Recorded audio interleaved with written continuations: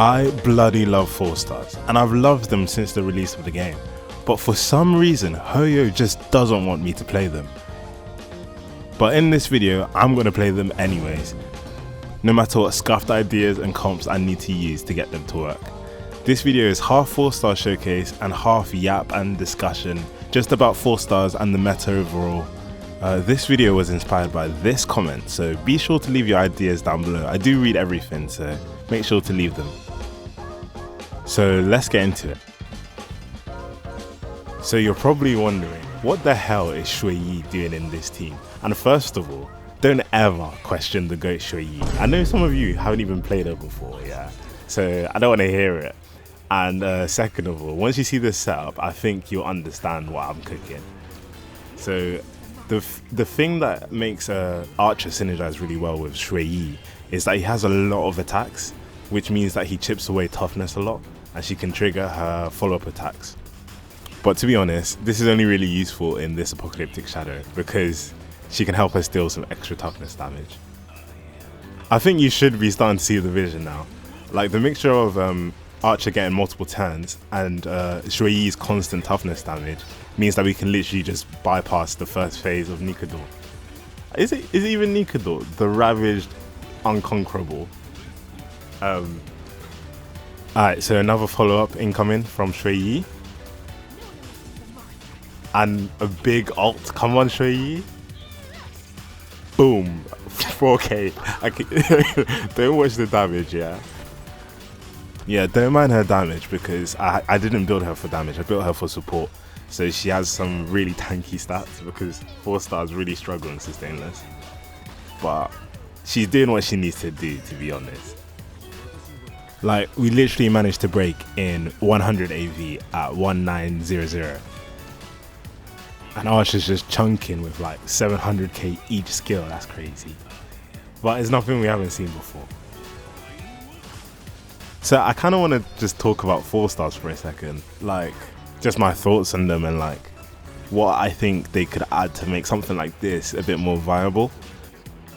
Because imagine if we had better light cones or better supportive sets, yeah, that could actually make your 4 stars contribute to the team even if they're not supposed to be there. Kind of like how in Genshin Impact there's like Noblesse Oblige, there's like Viridescent Venera, like different sets that you can use to make characters that aren't as good a lot better. Because people want to play these characters, man. I like Xueyi, I like playing her, and that's why I'm playing her here. And now we're in the second phase already, but this time we can't bypass the toughness because Nikador locks it straight away. So we kind of have to do his mechanic a little bit, which ain't bad to be honest. But I kind of want to get back onto the topic of 4 stars for a bit. To be honest, not just about 4 stars, but also like off meta 5 stars as well. But the meta has been so hostile to the characters that don't fit the main push archetypes. And all the meta teams are actually quite exclusive in how they synergize with each other. Like you kind of need all of the pieces in a meta team to make it actually a good team. And there's no like really good replacements. Like you kind of need Black Swan, Kafka and Hysolence to make a good DOT team. I think everyone's hoping on the buffs to be like the big thing that saves their favorite characters. And I'm just not really sure, you know. Don't get me wrong, I'm a huge fan of buffs and I think they should keep on doing them. But the way that the buffs have worked so far is that they've kind of specialized a lot of the characters into specific archetypes. Like Sparkle is way more of a skill point support than she was before. The other characters just don't really get any benefit from these buffs. But even if they do get buffed by proximity, the buffs aren't enough to justify these alternatives because they're so far behind that they just don't deal enough damage to actually complete these endgame modes.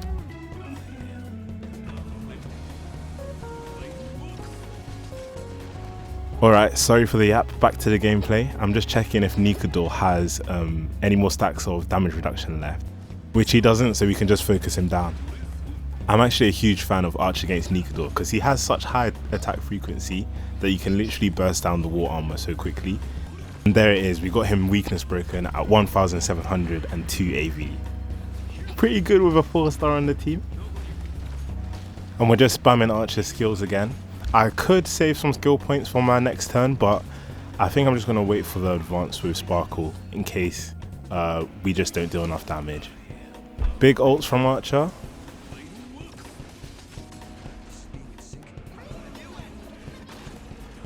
Nice follow-up attack as well. And Xueyi is just doing her skill point generator duties. And we literally have one turn left with Archer and we've cleared. Yeah. Nice. 300k, 500k. Just going to keep on climbing. 700. Finished off with another 700. Beautiful. Nice one, Archer. And big up Xueyi as well. The GOAT.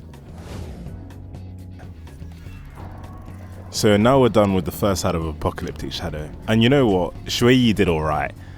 Would it be faster if we just replace Xueyi with another support? Yes, it just would be faster. So the fact that we were able to use some of the more interesting parts of Xueyi's kit to just skip part of Nico's phase, I'm happy with that. I'm happy even though she doesn't provide much. Like if she was able to give a buff to the team, that would have been nice. But I'm happy with what she's been able to do. You might also notice that my RMC is on Shadow Burn instead of buffing Light Cone like their signature. But it's because you need the extra energy for the setup in the beginning, and the extra skill point is useful as well. But it does leave some damage on the table. And next up, we're going to be looking at Sushang in her Super Break team, and I'm really excited to show you what she's actually capable of.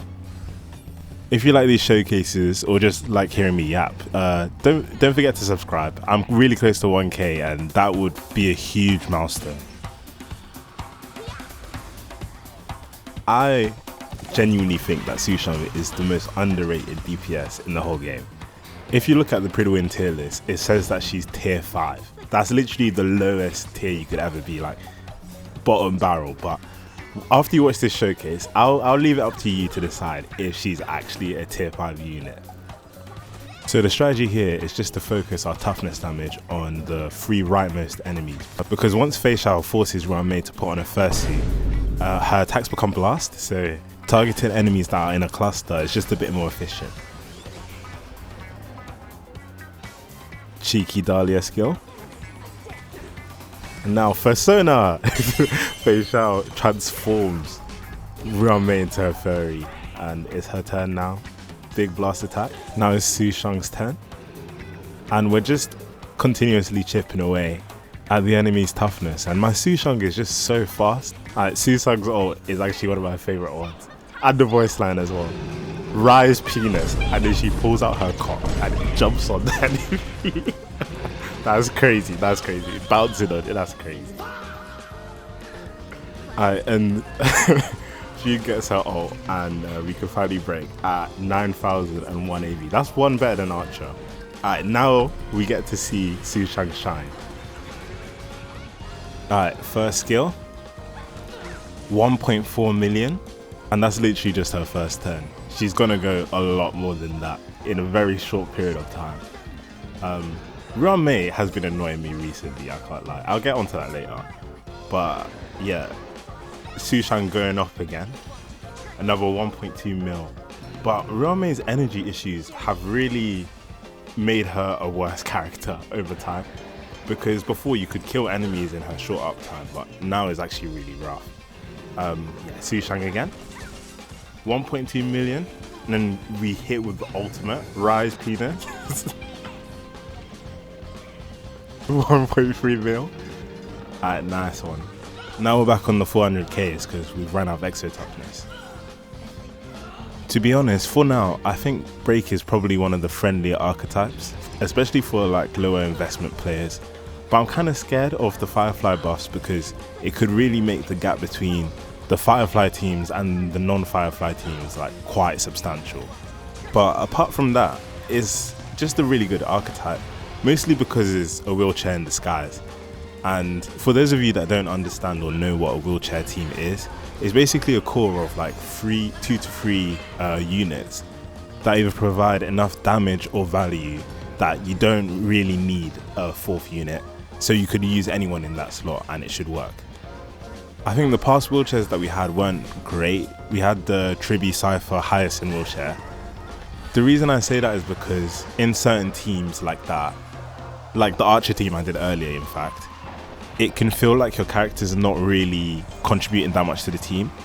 But at least with the break wheelchair, it's designed in a way where you have to still build your characters and maybe speed tune them differently so that they can actually provide some sort of value, which I think is pretty cool. I like wheelchairs overall, like as a design concept, but I do think that we should just be able to get more support for our specific archetypes so that we're not forced to play our favorite characters in teams that they're not supposed to be in. Back to the gameplay, we use Fugue skill on Sushang to prep for the big break, and cheeky basic attack because we ran out of skill points. And yeah, we just keep on doing Sushang things, so I'm expecting 1 million on each skill. Hopefully at least 1 million.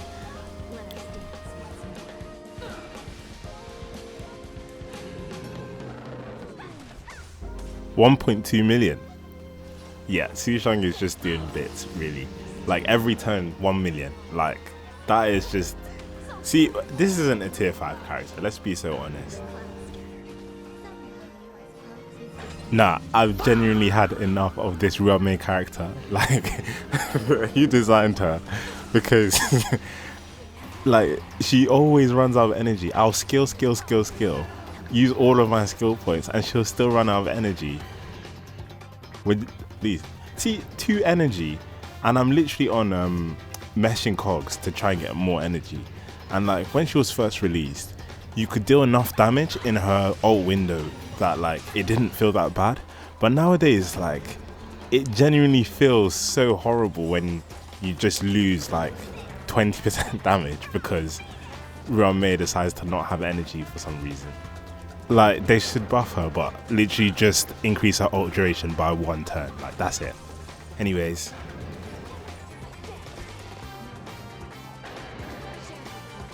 Look how quick Sushang's going. Like, just continuous hits. And Dahlia is following up as well. Dahlia, big skill, and we're done.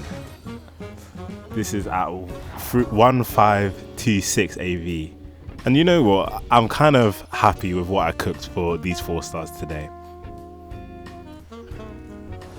Considering this is an AoE fight, Sushang did incredibly well. This team does have a little bit more investment, and my Sushang is really fast because I got lucky with a few speed substats. And I hope it helps you to see that there are some 4 stars that are perceived as like way weaker than they actually are. And it's because the endgame environment is quite hostile to 4 stars. Considering we haven't had a 4 star in 2 years, they're old, so it's hard for them to integrate into a shield environment. But when there's less shield, like in this facial fight, the 4 stars can still shine because they're not useless. They have interesting things in their kits that actually make them reasonable options in this game, but it can feel like it's impossible to use them. So I hope you see that there's still 4 stars in HSR with potential, and not all of them are just dead. And I think if Hoyo really wants to bring back 4 stars into meta, they can. Just by introducing new sets, new light cones that buff. Like Ashvel's light cone that's coming out soon is actually a really good light cone for characters like Modsa and March 7th. And I want to see more of that kind of stuff. Yeah, so I hope you enjoyed this video, and don't forget to subscribe. Bye.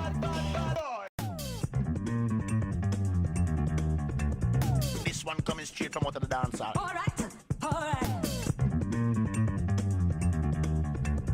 This one. Alright.